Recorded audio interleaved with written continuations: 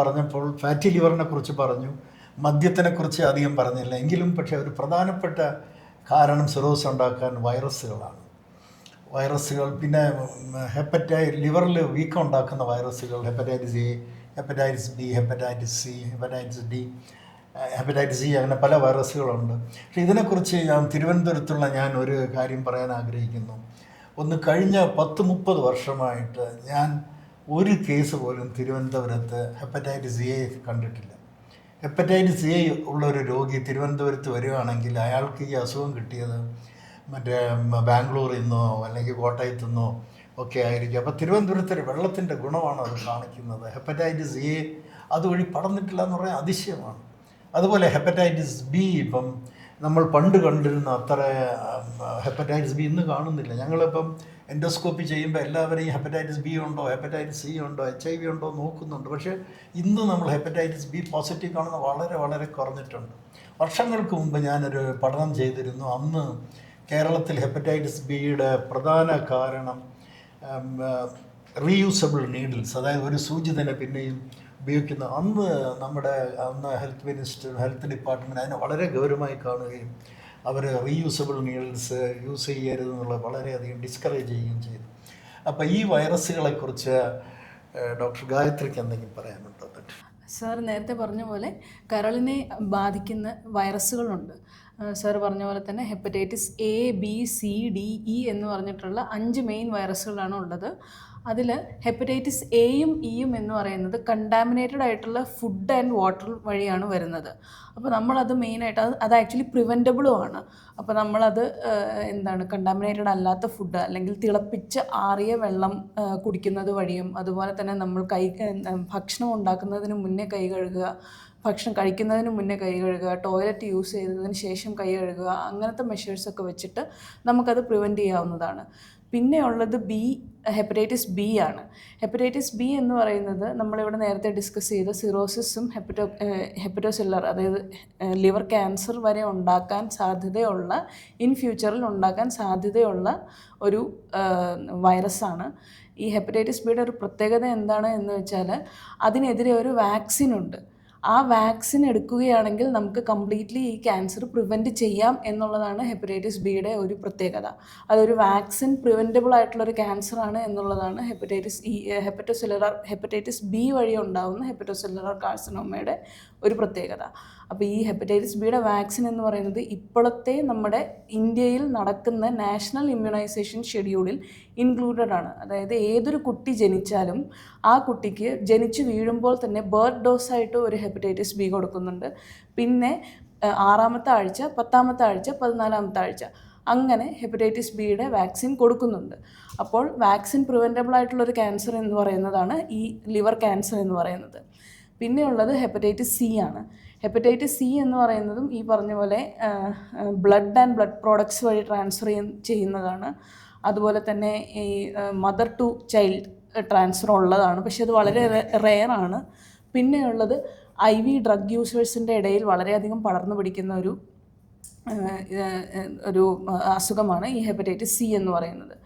ഇത് നമുക്ക് എങ്ങനെ പ്രിവെൻറ്റ് ചെയ്യാം എന്നുള്ളത് ഈ ബ്ലഡ് ഡോണേഴ്സിനെ നമുക്ക് സ്ക്രീൻ ചെയ്യുക വഴിയോ, അല്ലെങ്കിൽ IV ഡ്രഗ് യൂസേഴ്സിനെ എഗെയിൻസ്റ്റ് IV ഡ്രഗ് നമ്മൾ എന്തെങ്കിലും ട്രെയിനിങ് കൊടുക്കുക, അല്ലെങ്കിൽ അവരെ സെപ്പറേറ്റ് ഡ്രഗ് നീഡിൽസ് യൂസ് ചെയ്യാനുള്ള എൻകറേജ്മെൻറ്റ് കൊടുക്കുക, അതൊക്കെ വഴിയേ നമുക്ക് ഇത് പ്രിവെൻറ്റ് ചെയ്യാൻ പറ്റുള്ളൂ.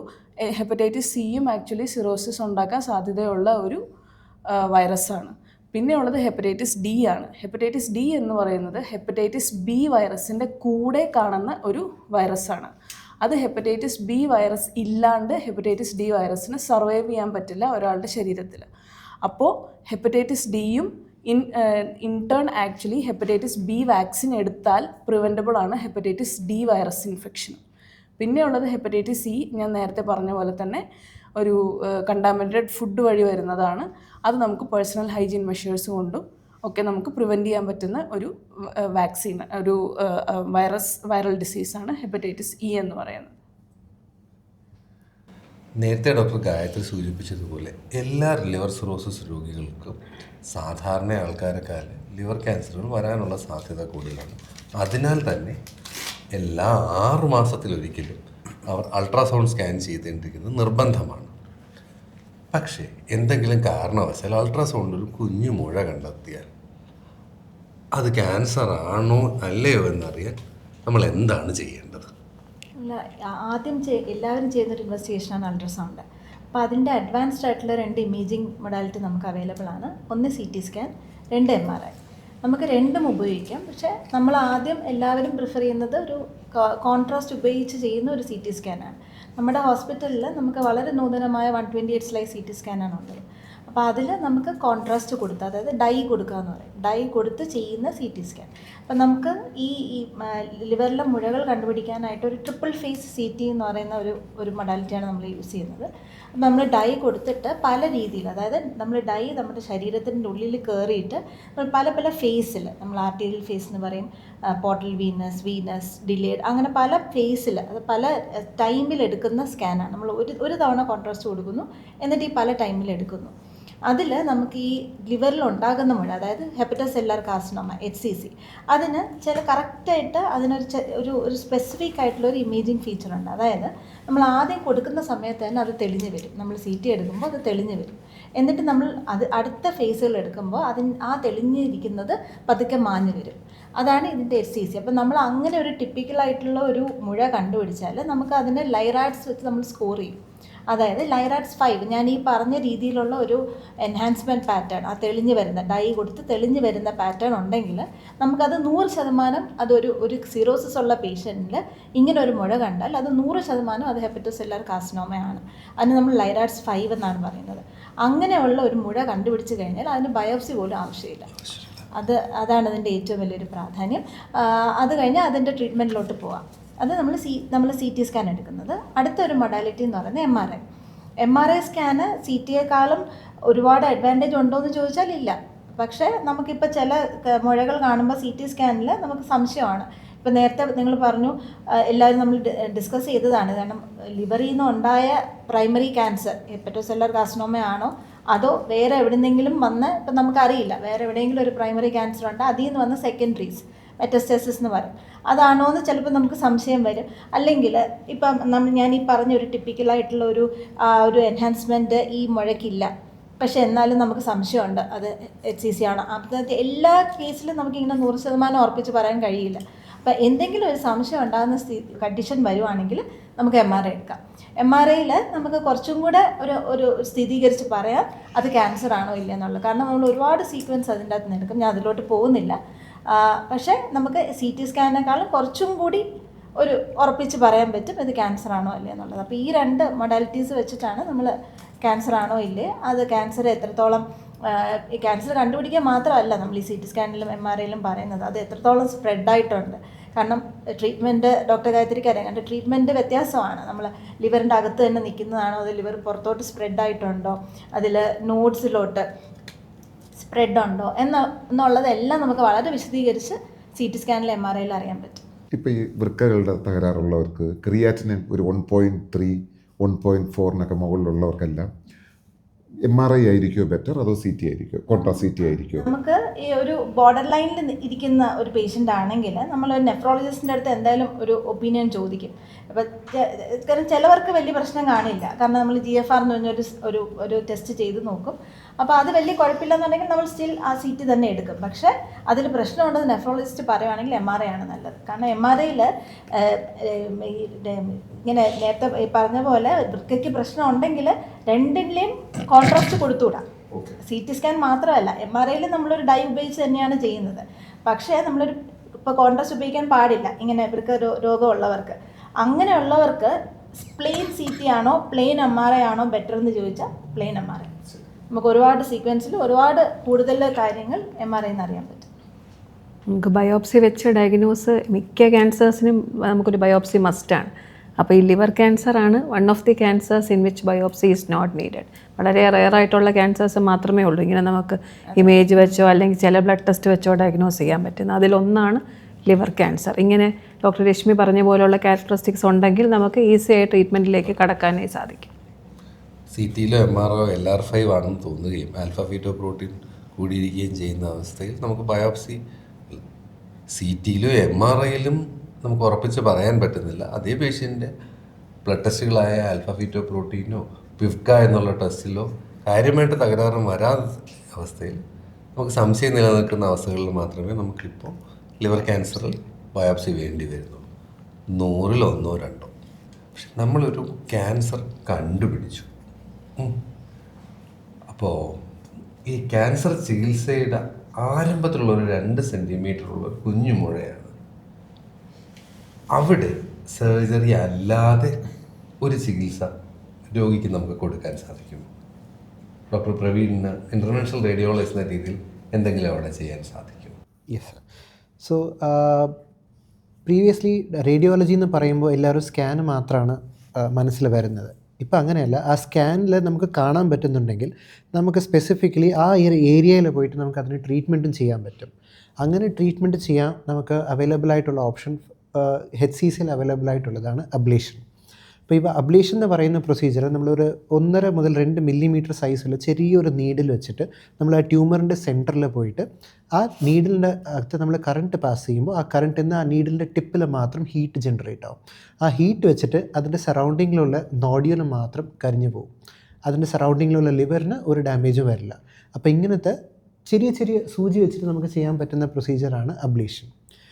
ഇതൊരു ഈ ഹീറ്റ് ജനറേറ്റ് ചെയ്യുന്നത് കാരണം സംടൈംസ് സറൗണ്ടിങ്ങിൽ ലിവറിൻ്റെ അകത്തുള്ള ഏതെങ്കിലും ഒരു വൈറ്റൽ സ്ട്രക്ചർ, ഒരു ബൈൽ ഡക്ട്, അതായത് പിത്തം പോകുന്ന ട്യൂബ്, അല്ലെങ്കിൽ ഒരു മേജർ ബ്ലഡ് വെസൽ ഉണ്ടെങ്കിൽ അവിടെ നമുക്ക് ഈ ഫെസിലിറ്റി പറ്റുന്നില്ല, അല്ലെങ്കിൽ ട്യൂമർ കുറച്ചും കൂടെ വലുതാണെങ്കിൽ അവിടെ നമുക്ക് ഓപ്ഷനായിട്ട് വരുന്നതാണ് ടേസ്, അതായത് ട്രാൻസ് ആർട്ടീരിയൽ കീമോ എംബോലൈസേഷൻ. അപ്പോൾ ടേസിൽ നമ്മൾ ചെയ്യുന്നത് എന്താണെന്ന് വെച്ചാൽ നോർമലി നമ്മൾ കീമോതെറപ്പി കൊടുക്കുന്നത് ഡയറക്റ്റ്ലി വെയിനിൽ കൊടുക്കും, ഫുൾ ബോഡിക്ക് പോകും. ഇപ്പോൾ ഈ ടേസിൽ നമ്മൾ ചെയ്യാൻ പോകുന്ന ഈ ട്യൂമറിന് സപ്ലൈ ചെയ്യുന്ന ബ്ലഡ് വെസൽസിനെ ഐഡൻറ്റിഫൈ ചെയ്യുക. അതിൽ മോസ്റ്റ് ഇമ്പോർട്ടൻ്റ് ആണ് മാഡം പറഞ്ഞതുപോലെ ഒരു 128 സ്ലൈസ് CT. അതിനേക്കാളും ഒരു ഇൻഫീരിയർ ആയിട്ടുള്ള നമ്മളൊരു CT ചെയ്യുമ്പോൾ നമുക്ക് ഈ ബ്ലഡ് വെസൽസിനെ ഐഡൻറ്റിഫൈ ചെയ്യുന്നത് ഡിഫിക്കൽട്ടാണ്. അപ്പോൾ നമുക്ക് ഈ പ്രൊസീജിയേഴ്സ് ചെയ്യാനും കുറച്ച് ഡിഫിക്കൽട്ടായിരിക്കും. ബട്ട് ഒരു അഡ്വാൻസ്ഡ് CT സ്കാനിൽ നമുക്ക് ഈ ബ്ലഡ് വെസൽസ് കണ്ടുപിടിച്ച് അതിൻ്റെ അകത്ത് പോയിട്ട് നമ്മൾ ആ ഏതാണോ ട്യൂമറിന് സപ്ലൈ ചെയ്യുന്ന ആ ബ്ലഡ് വെസലിൻ്റെ അകത്ത് അതിൻ്റെ മെഡിസിൻ, കീമോതെറപ്പി മെഡിസിനും കൊടുത്തിട്ട് ആ ബ്ലഡ് വെസൽ ബ്ലോക്ക് ചെയ്തിട്ട് വരുമ്പോൾ ആ ക്യാൻസറിന് കീമോതെറപ്പി ഡ്രഗും കിട്ടും, ആ ക്യാൻസറിന് പോകുന്ന ബ്ലഡ് സപ്ലൈയും കട്ട് ഓഫ് ആവും. ഇതാണ് ട്രാൻസ് ആർട്ടീരിയൽ കീമോ എംബോലൈസേഷൻ. അപ്പോൾ ഇങ്ങനെ ചെയ്യുമ്പോൾ നമുക്ക് ഇതിൻ്റെ സൈഡ് എഫക്ട്സ് വെരി മിനിമൽ ആയിരിക്കും, പ്ലസ് നമുക്ക് ട്യൂമറിന് മാക്സിമം ഡ്രഗ്സും കൊടുക്കാൻ പറ്റും. അപ്പോൾ ഇങ്ങനത്തെ മിനിമലി ഇൻവേസീവ് ആയിട്ടുള്ള പ്രൊസീജിയേഴ്സാണ് നമുക്കിപ്പോൾ ഹെപ്പറ്റോസെല്ലുലാർ ക്യാൻസേഴ്സിന് അവൈലബിൾ ആയിട്ടുള്ളത്. അപ്പോൾ ഡോക്ടർ പ്രവീൺ, ഇതിന് എന്തെങ്കിലും സൈസ് കട്ട് ഓഫ് ഉണ്ടോ? അതായത് നമ്മളിപ്പോൾ ഒരു മുഴ കണ്ടു, ആ മുഴ ഇപ്പം നമ്മളിപ്പോൾ 2 സെൻറ്റിമീറ്ററിൻ്റെ കണക്കാണ് അനൂപ് സാറ് പറഞ്ഞത്. അപ്പോൾ നമുക്ക് അങ്ങനെ ഒരു സൈസ് ഉണ്ടോ? ഇതുപോലെ കരിച്ച് കളയാൻ പറ്റുന്ന അബ്ലേറ്റീവ് ട്രീറ്റ്മെൻറ്റ് എവിടെ അപ്ലൈ ചെയ്യാം?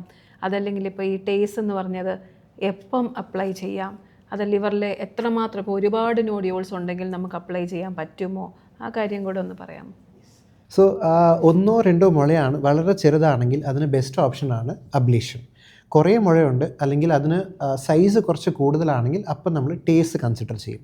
ഇതൊരു ഓവറോൾ ഗൈഡൻസ് മാത്രമാണ്. ബട്ട് ചില പേഷ്യൻസിന് അവരുടെ ലിവർ ഫങ്ഷൻ വെച്ചിട്ടായിരിക്കും നമ്മൾ ഫർദർ ട്രീറ്റ്മെൻറ്റ് ചെയ്യുന്നത്.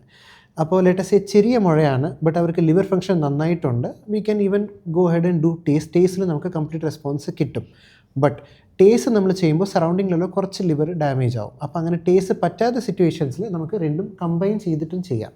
അതായത് വലിയ മുഴയാകുമ്പോൾ നമുക്ക് അബ്ലേഷൻ എന്ന് പറയുന്ന പ്രൊസീജിയറും ചെയ്തിട്ട് അതിൻ്റെ കൂടെ ടേസും ചെയ്യാം. അബ്ലേഷന് നമുക്ക് ഈ ഹീറ്റ് ജനറേറ്റായി ഹീറ്റ് വെച്ചിട്ട് നമ്മൾ ഡാമേജ് ചെയ്യുന്ന ടിഷ്യൂക്ക് ഒരു സൈസ് ക്രൈറ്റീരിയ ഉണ്ട്. അപ് ടു ഒരു 4 to 5 സെൻറ്റിമീറ്റർ വരെ നമുക്ക് അബ്ലേഷൻ ചെയ്യാൻ പറ്റും. മോർ ദൻ ഒരു 4 or 5 സെൻറ്റിമീറ്റേഴ്സ് ആകുമ്പോൾ അത് നമുക്ക് അബ്ലേഷനിൽ ആ ഹീറ്റ് വെച്ചിട്ട് നമുക്ക് ഡിസ്ട്രോയ് ചെയ്യാൻ പറ്റില്ല. ഇൻ ദാറ്റ് സിറ്റുവേഷൻ നമ്മൾ ടേസ് ആയിരിക്കും പ്രിഫർ ചെയ്യുന്നത്.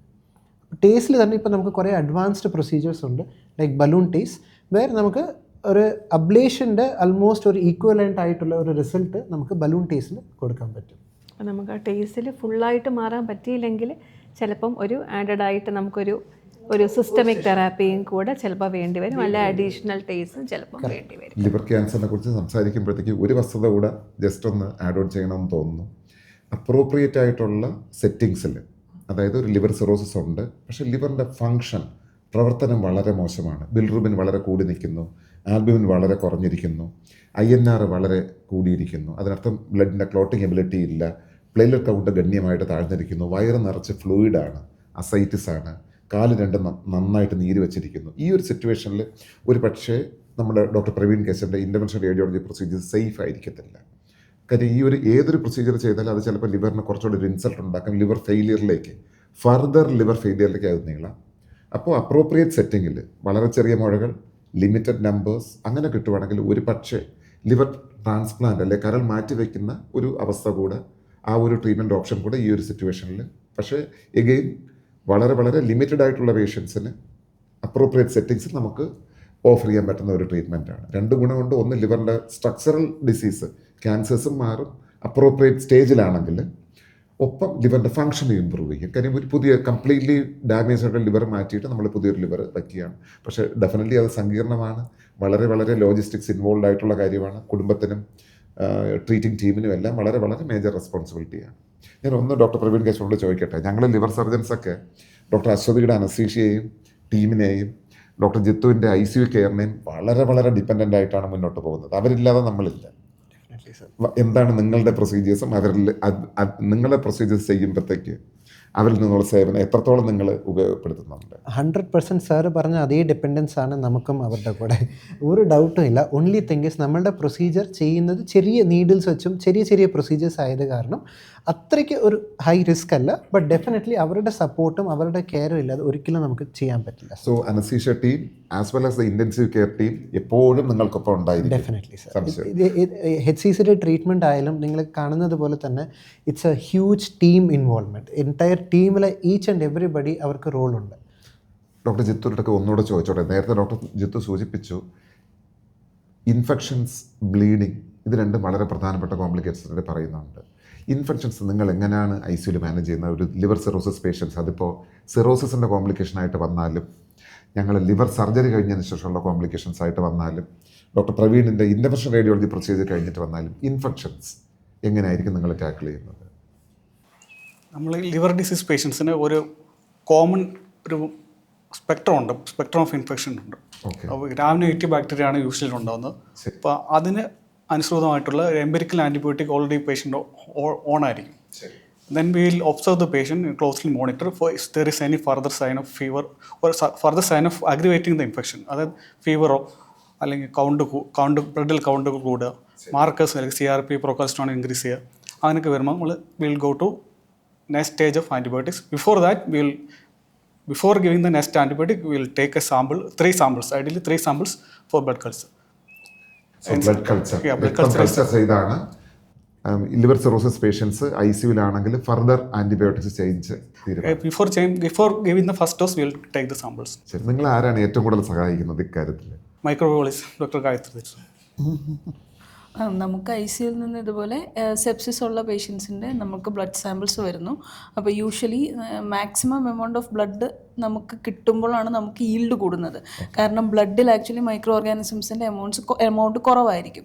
അപ്പോൾ മാക്സിമം എമൗണ്ട്, അതായത് നമ്മളൊരു 2 sets ആണ് നമ്മൾ പറയുന്നത്. പക്ഷേ ചില കേസുകളിൽ അത് പോസിബിൾ ആവില്ല. കാരണം നമുക്ക് ലൈൻ കിട്ടാനും ഒക്കെ സാധ്യത വളരെ കുറവാണ്. അപ്പോൾ അറ്റ്ലീസ്റ്റ് ഒരു പെയറെങ്കിലും നമുക്ക് ബ്ലഡ് കിട്ടുമ്പോൾ നമ്മളത് എന്താ ചെയ്യുകയെന്ന് വെച്ചാൽ നമ്മളുടെ ലാബിൽ റിസീവ് ചെയ്ത് കഴിഞ്ഞാൽ നമുക്കിപ്പോൾ ഓട്ടോമേറ്റഡ് ആയിട്ട് പണ്ട് നമ്മൾ കൺവെൻഷണൽ മെത്തേഡ് എന്ന് പറഞ്ഞിട്ടാണ് യൂസ് ചെയ്തിരുന്നത്. ബ്ലഡ് നമ്മുടെ കയ്യിലുള്ള മീഡിയയിലേക്ക് ആഡ് ചെയ്യുന്നു. എന്നിട്ട് നമ്മൾ ആ മീഡിയ ഇൻക്യുബേറ്ററിൽ വെക്കുന്നു. അത് നമ്മൾ ഓവർനൈറ്റ് നമ്മൾ യൂഷ്വലി ഒരു 48 hours ഇൻക്യുബേറ്റ് ചെയ്തിട്ട് ആ മീഡിയ എടുത്തിട്ട് നമ്മൾ മാനുവലി കൾച്ചർ മീഡിയയിൽ നമ്മൾ അതിനെ ഇനോക്കുലേറ്റ് ചെയ്യുന്നു. അങ്ങനെയാണ് ചെയ്തിരുന്നത്. ഇപ്പോൾ പക്ഷേ എങ്ങനെയാണെന്ന് വെച്ചാൽ നമുക്ക് ഓട്ടോമേറ്റഡ് ആയിട്ട് ബ്ലഡ് കൾച്ചർ സിസ്റ്റം ഉണ്ട്. അപ്പോൾ അതിന് വേണ്ടി സ്പെഷ്യലായിട്ട് ബോട്ടിലുകൾ അവൈലബിൾ ആണ്. അപ്പോൾ നമ്മൾ ആ ബോട്ടിലാണ് സാർ പറഞ്ഞ പോലെ ബ്ലഡ് നമുക്ക് ആഡ് ചെയ്ത് തരുന്നത്.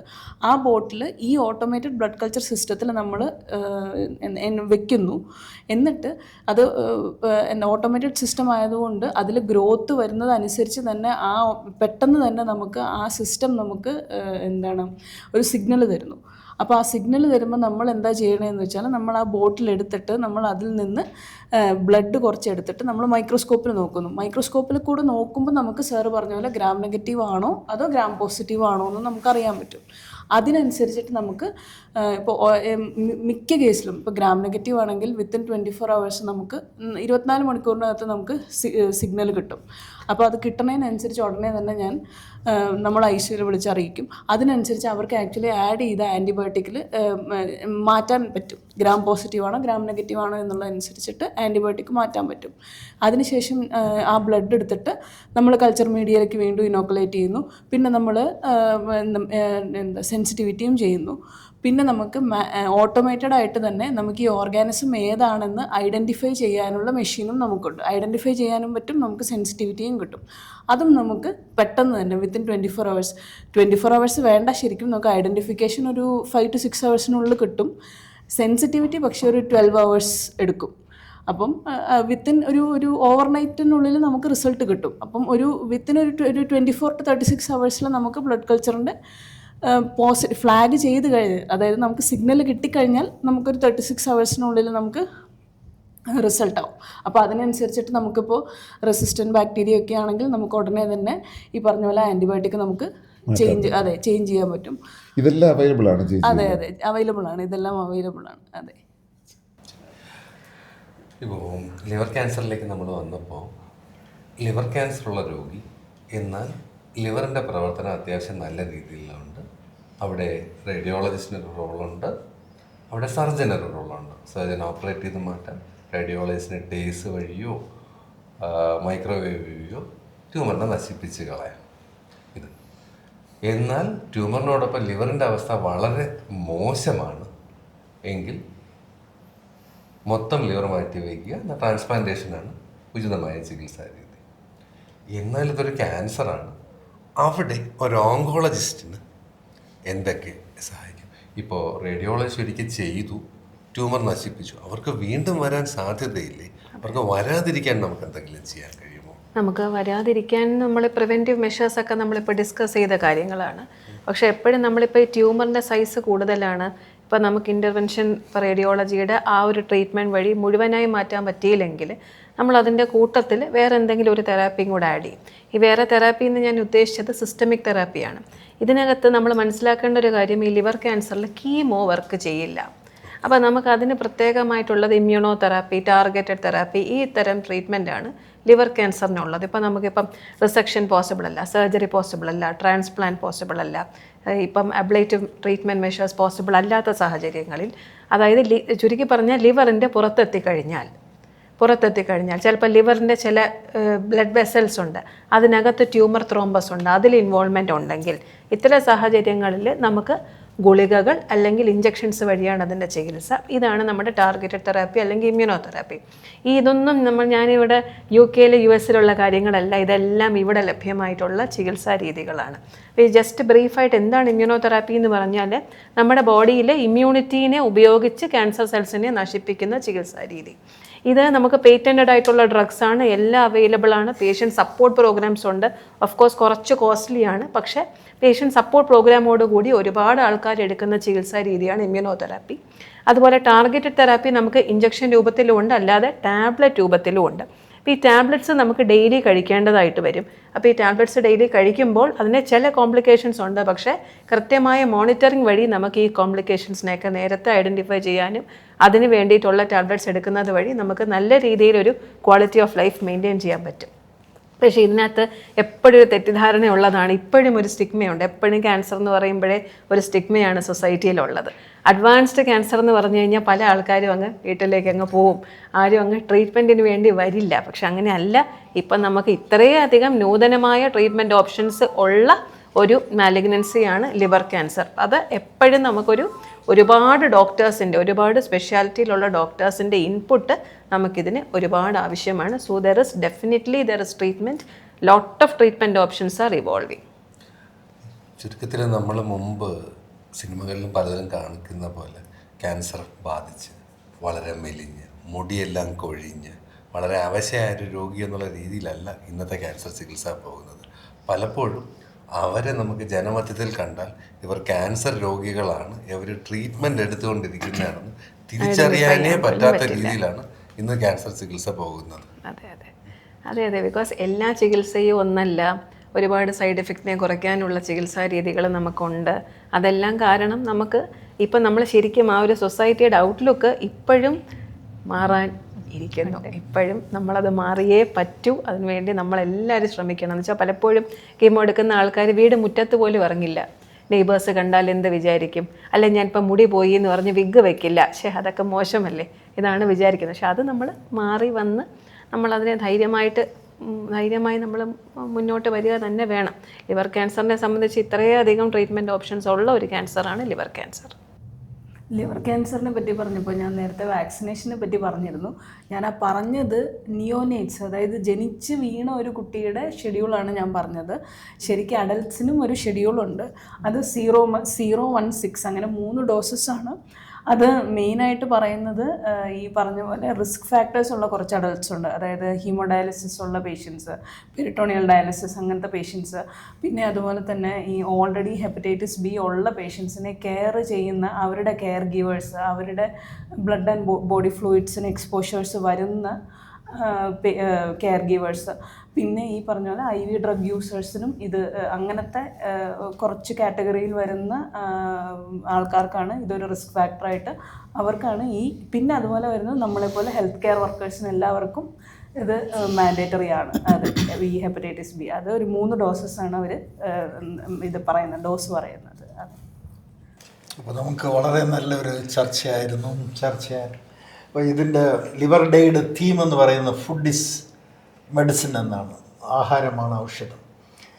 നല്ല ആഹാര രീതി കൊണ്ടും നല്ല ലൈഫ് സ്റ്റൈൽ ചേഞ്ചസ് കൊണ്ടും മദ്യം വർജിക്കുന്നത് കൊണ്ടും നമുക്ക് നമ്മുടെ കരളിനെ സൂക്ഷിക്കാൻ കഴിയും. അതുപോലെ വളരെ കരളിനെ സൂക്ഷിക്കുന്നതുകൊണ്ട് നമ്മുടെ ആരോഗ്യം വളരെ നന്നാവും. ഇപ്പം നല്ല ആഹാരം കൊണ്ട് വളരെ വർഷങ്ങളോളം പഴക്കമുള്ള ലിവർ ഡിസീസ് വരെ റിവേർട്ട് ചെയ്യുന്നതായിട്ട് കാണാറുണ്ട്. അതുകൊണ്ട് നല്ല ആഹാര രീതിയും വ്യായാമം ചെയ്യുക, വാക്സിനേഷൻ എടുക്കുക, മദ്യം വർജിക്കുക. ഇഷ്ടമുള്ളതെല്ലാം കഴിക്കാം, പക്ഷെ ഇഷ്ടമുള്ള അത്ര കഴിക്കരുത്. ആഹാരം മരുന്ന് പോലെ കഴിക്കാവുള്ളൂ, അല്ലെങ്കിൽ മരുന്ന് ഭാവിയിൽ ആഹാരം പോലെ കഴിക്കേണ്ടി വരും. അതുപോലെ തന്നെ മുഖ്യമാണ് എക്സസൈസിൻ്റെ പങ്ക്. ആഴ്ചയിൽ 150 മിനിറ്റെങ്കിലും എക്സസൈസ് ചെയ്തിരിക്കണം. 5 ദിവസമെങ്കിലും 30 മിനിറ്റ്. ഇത് മിനിമമാണ്. ഇതിൽ കൂടുതൽ ചെയ്യാമെങ്കിൽ ഉത്തമം. ഇതാണ് നമ്മുടെ മെസ്സേജായിട്ട് എനിക്ക് പറയാനുള്ളത്. വളരെ നല്ല ചർച്ചയായിരുന്നു സംഭവിച്ചത്. ഇതിനകത്ത് പങ്കെടുക്കാൻ പറ്റിയതിൽ എനിക്ക് വളരെ സന്തോഷം. എല്ലാവർക്കും എൻ്റെ താങ്ക് യു.